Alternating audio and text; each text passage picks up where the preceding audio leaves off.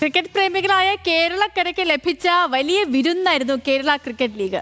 ആദ്യ സീസണിൽ നിന്നും വ്യത്യസ്തമായി ജനപ്രീതി വർദ്ധിച്ചതാണ് ഇത്തവണത്തെ ലീഗിന്റെ പ്രത്യേകത.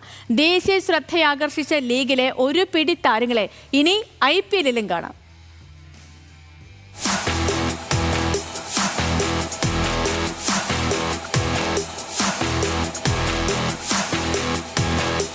IPL-നായി കൊതിച്ച മലയാളികൾക്ക് ലഭിച്ച mini IPL-ലായിരുന്നു Kerala cricket league.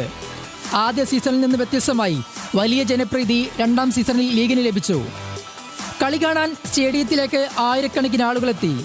Sanju സാംസന്റെ സാന്നിധ്യം ലീഗിന് ദേശീയ പ്രാധാന്യം നൽകി. സൽമാൻ നിസാർ അടക്കമുള്ള താരങ്ങളുടെ വെടിക്കെട്ട് ബാറ്റിംഗും കേരളത്തിന്റെ പ്രതിഭാ ധാരാളിത്വത്തെ വിളിച്ചോതി.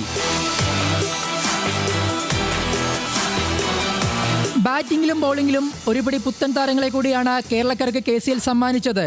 10 മത്സരങ്ങളിൽ നിന്ന് 479 റൺസുമായി ട്രിവാൻഡ്രം റോയൽസിന്റെ കൃഷ്ണപ്രസാദ്, 437 റൺസുമായി തൃശൂരിന്റെ അഹമ്മദ് ഇമ്രാൻ, 414 റൺസുമായി കൊച്ചിയുടെ വിനൂപ് മനോഹരൻ എന്നിവർ ബാറ്റിംഗിൽ തിളങ്ങി. രണ്ടാം സീസണിലും വിക്കറ്റ് വേട്ടയിൽ തിളങ്ങിയ കാലിക്കറ്റിന്റെ അഖിൽ സ്കറിയയാണ് മറ്റൊരു മിന്നും താരം. 11 മത്സരങ്ങളിൽ നിന്ന് 25 വിക്കറ്റും 314 റൺസും നേടിയ അഖിൽ ടൂർണമെന്റിലെ മൂല്യമേറിയ താരം കൂടിയാണ്.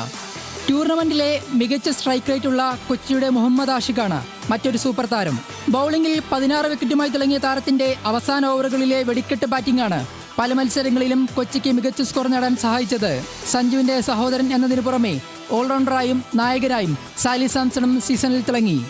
16 ദിനങ്ങളിലായി 6 ടീമുകൾ പരസ്പരം ഏറ്റുമുട്ടുന്ന രീതിയിലാണ് ലീഗ് സംഘടിപ്പിച്ചത്. എല്ലാ ദിവസവും 2 മത്സരങ്ങൾ വീതം.